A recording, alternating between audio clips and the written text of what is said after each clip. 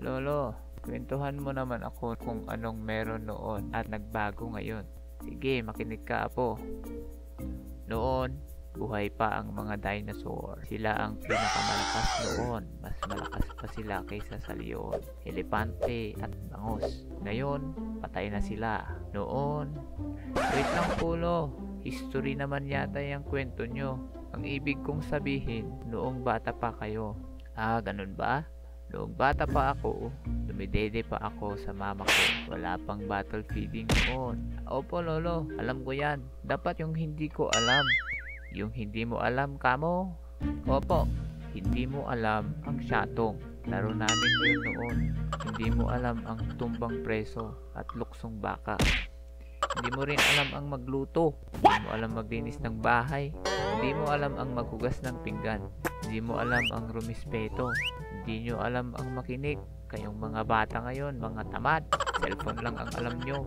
Kayong mga bata, hindi ko maintindihan. Sakit ng ulo. Kayong mga bata. Iyak agad.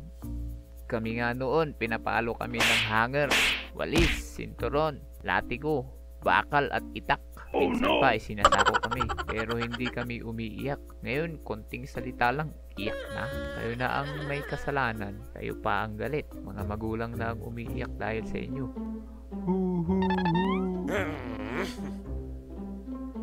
Bakit mo pinaiyak si Junjun? Alis ka nga dito.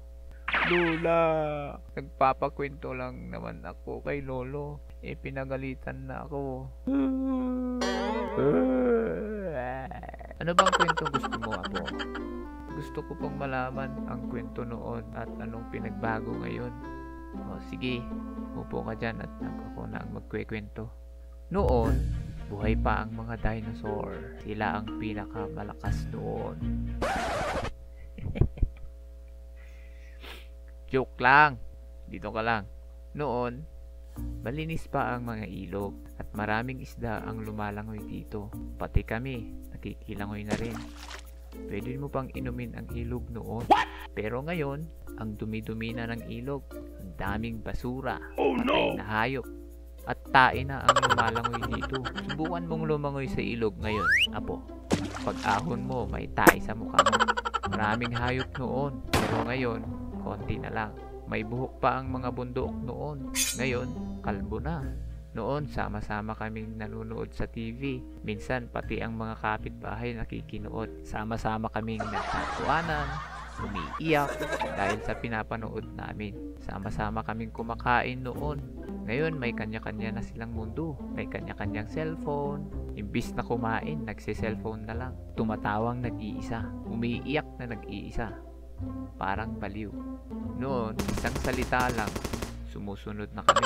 Ngayon, kahit paulit-ulit na inuutusan, sumisigaw na ang mga magulang. Wala pa rin pakialam.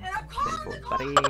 Noon, naglalakad kami papuntang school kahit malayo. Konti pa ang mga sasakyan noon, kaya kabayo at kalabaw ang sinasakyan namin. Ngayon, ang lapit-lapit ng paaralan.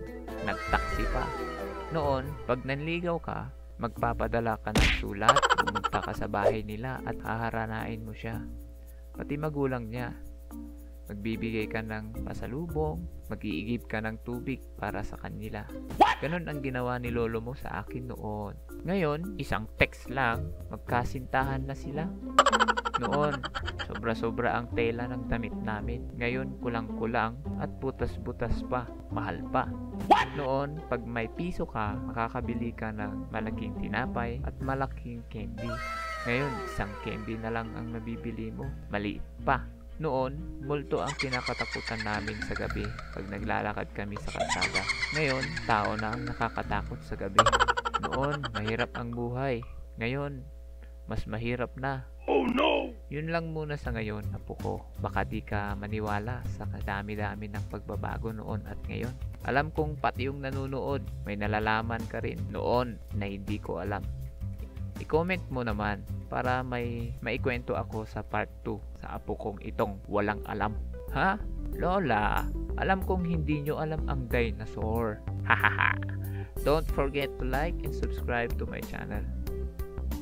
Okay, bye.